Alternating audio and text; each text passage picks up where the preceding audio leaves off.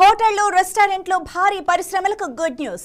దేశంలో వాణిజ్య అవసరాలకు ఉపయోగించే ఎల్పీజీ గ్యాస్ సిలిండర్ల కొరతకు తెరదించుతూ కేంద్ర ప్రభుత్వం సంచలన నిర్ణయం తీసుకుంది. వాణిజ్య గ్యాస్ సిలిండర్లపై ఆంక్షలన్నీ ఎత్తేస్తూ కేంద్రం ప్రకటన చేసింది. అమెరికా, ఇరాన్ మధ్య కుదిరిన శాంతి ఒప్పందమే ఈ నిర్ణయానికి కారణంగా తెలుస్తోంది.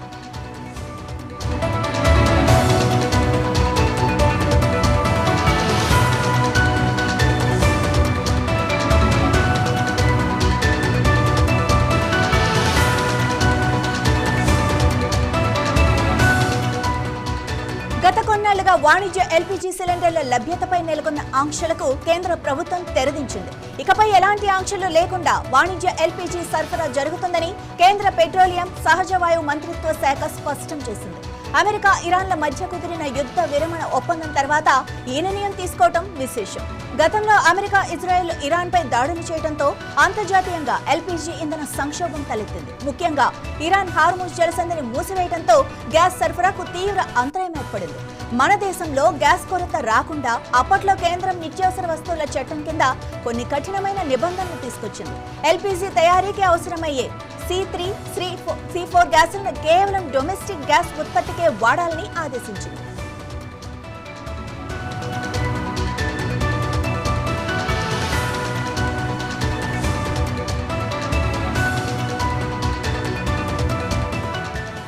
ఈ ఆంక్షల వల్ల కోల్కతా, ఢిల్లీ, ముంబై, బెంగళూరు, హైదరాబాద్, చెన్నై, గురుగ్రామ్ వంటి మెట్రో నగరాల్లోని హోటళ్లు, రెస్టారెంట్లు, ఇతర భారీ పరిశ్రమలు తీవ్ర ఇబ్బందులు పడ్డాయి.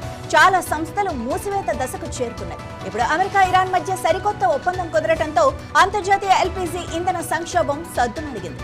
దీని ఫలితంగా గృహేతర ఎల్పీజీ సరఫరాను యుద్ధానికి ముందున్న సాధారణ స్థాయికి పునరుద్ధరిస్తున్నట్లు కేంద్రం ప్రకటించింది. బల్క్ ఎల్పీజీ సరఫరాపై ఉన్న ఆంక్షలను కూడా భారీగా సడలించారు. సంక్షోభానికి ముందు వాడిన గ్యాస్ పరిమాణంలో ఇప్పుడు నేరుగా 50% వరకు సరఫరా పెంచుకోవడానికి వాణిజ్య వినియోగదారులకు అనుమతి ఇచ్చారు.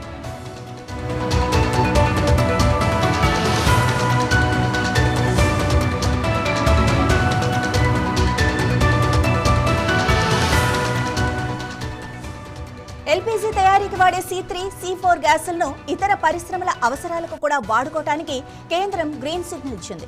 ఇళ్లలో వాడే వంట గ్యాస్ ఉత్పత్తికి ఎలాంటి ఆటంకం కలగకుండా నిరంతరాయంగా సరఫరా కొనసాగేలా ఆయిల్ మార్కెటింగ్ కంపెనీలు ప్రణాళికలు సిద్ధం చేశాయి.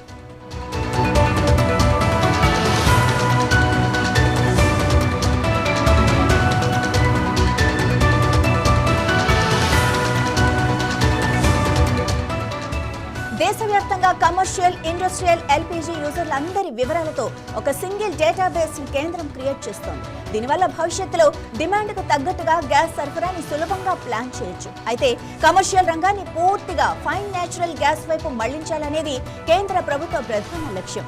పీఎన్జీ అనేది ఎల్పీజీ కంటే చాలా సురక్షితమైన ఇంధనం. ఈ కొత్త సరఫరా వ్యవస్థను రాష్ట్రాలు, కేంద్రపాలిత ప్రాంతాలు ఎలాంటి ఆటంకాలు లేకుండా అమలు చేయాలని కేంద్ర పెట్రోలియం శాఖ కోరింది.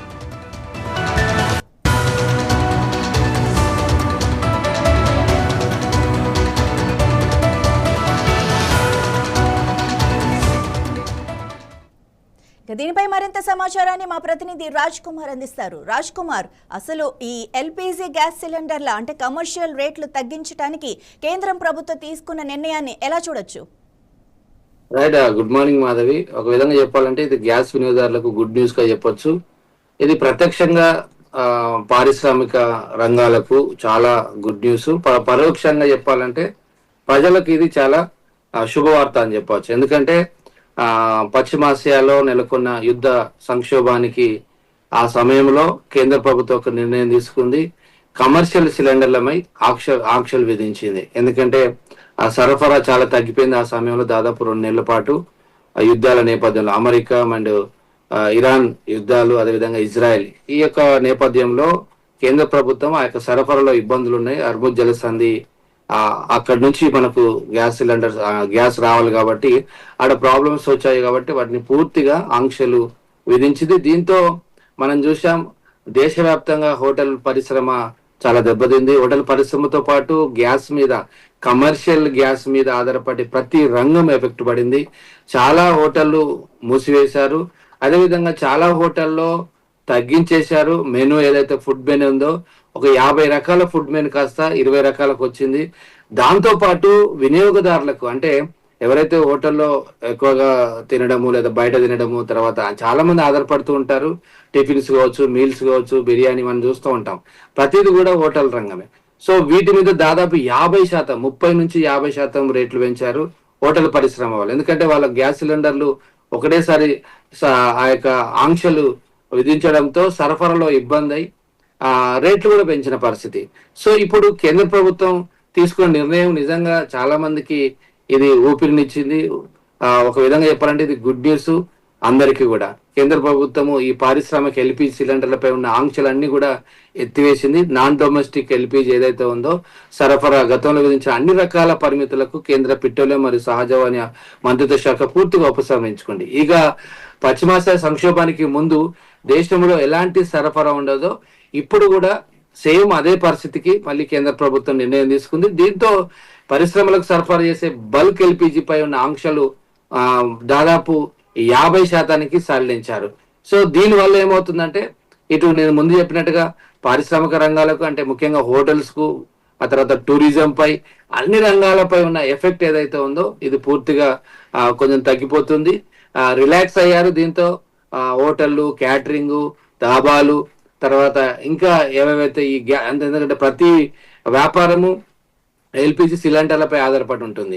ఎప్పుడైతే ఎల్పిజి సిలిండర్ల సరఫరా ఆగిపోయిందో లేదా ఆంక్షలు విధించారో అప్పుడు ఆ రంగం అంతా కూడా కుదేలైన పరిస్థితి. దాంతో పరోక్షంగా ప్రజలకు చాలా ఇబ్బందులు ఎదురయ్యాయి. రేట్లు పెరగడము, తర్వాత సరైన సమయానికి దొరకకపోవడంతో దీంతో కొంత ఇబ్బందులు పడ్డ మాట వాస్తవం.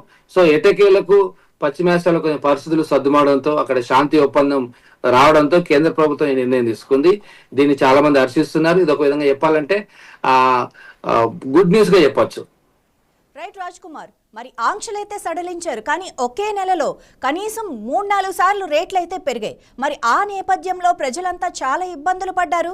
మరి ఇప్పుడు ఆంక్షలైతే సడలించారు కానీ ఆ ధరల సంగతి ఏంటి? ఈ దిశగా ఏమైనా ప్రయత్నాలు జరుగుతున్నాయా?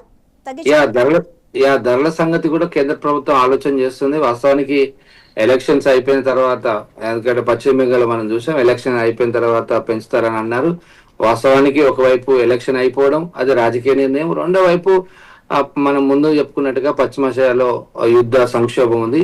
సో దీనివల్ల సరఫరాలో కొంచెం ఇబ్బంది కాబట్టి రేట్లు పెంచారు. సో ఇప్పుడు ఒక నిర్ణయం తీసుకుంది ఈ యొక్క ఆంక్షలు ఎత్తివేసడం. రెండోది కూడా ఆలోచన చేస్తుంది కేంద్ర ప్రభుత్వం.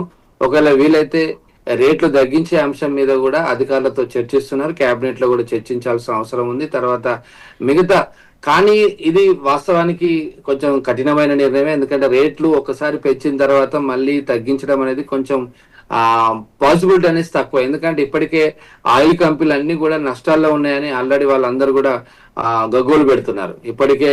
ఎందుకంటే సబ్సిడీలు ఇవ్వడము అది కేంద్రం మీద భారం ఉంటుంది. ఆ తర్వాత అన్ని కంపెనీలు కూడా చాలా లాస్లో ఉన్నాయి, కోట్ల రూపాయల లాస్లో ఉన్నాయని వాళ్ళు నివేదికలు ఇస్తున్నారు. ఈ నేపథ్యంలో ఇప్పుడు పెంచిన రేట్లు, ఎందుకంటే 3 సార్లు పెంచినారు, ఈ పెంచిన రేట్లు తగ్గించడం అనేది చాలా కష్టమైన విషయమే. కానీ తగ్గిస్తే మాత్రం నిజంగా సామాన్యుడికి ఊరట. ఎందుకంటే ఇప్పటికి నేను ముందు చెప్పినట్టుగా హోటల్స్ రేట్లో ఒక 50 రూపీస్ ఉంటే 75 అయింది, 75 అంటే 100 రూపీస్ ఉంది, 100 ఉంటే 150 చేశారు. ఎందుకు అంటే మాకు గ్యాస్ రావట్లేదండి, మాకు 10 గ్యాసులు వచ్చేది, 10 సిలిండర్లు వచ్చేది, రోజుకు 5 వస్తున్నాయి, ఎందుకంటే సెంట్రల్ గవర్నమెంట్ మాకు ఇవ్వట్లేదు అని. సో ఈ నేపథ్యంలో ఇప్పుడు మరి ఆంక్షలు ఎత్తివేశారు. ఆంక్షలు ఎత్తివేసినప్పుడు చాలా మంది డిమాండ్ చేస్తున్నారు. ఒకవైపు వ్యాపారస్తులు డిమాండ్ చేస్తున్నారు, ఆశాభావం వ్యక్తం చేస్తున్నారు. అదేవిధంగా సామాన్య ప్రజలు కూడా ఈ కమర్షియల్ సిలిండర్లపై ఏదైతే పెంచిన రేట్లు ఉందో అవి కూడా తగ్గిస్తే మాకు ఇంకా రిలీఫ్ ఉంటుందని ప్రజలైతే డిమాండ్ చేస్తున్నారు, ఆశాభావం వ్యక్తం చేస్తున్నారు, కేంద్ర ప్రభుత్వాన్ని కోరుతున్నారు. కానీ ఒకసారి పెంచిన తర్వాత తగ్గించడం అనేది చాలా పాసిబిలిటీస్ తక్కువ ఉంటాయి. చాలా తక్కువ సందర్భాల్లో మాత్రమే తగ్గించిన పరిస్థితి. ఎందుకంటే నేను ముందు చెప్పినట్టుగా ఒకవైపు కేంద్ర ప్రభుత్వంపై భారం పడుతుంది, మరొకపై ఆయిల్ కంపెనీలపై భారం పడుతుంది. ఇప్పటికే లాస్ లో ఉన్న నేపథ్యంలో మరి ఈ నిర్ణయం తీసుకుంటారా లేదా మనం చూడాలి. Right Raj Kumar, thank you.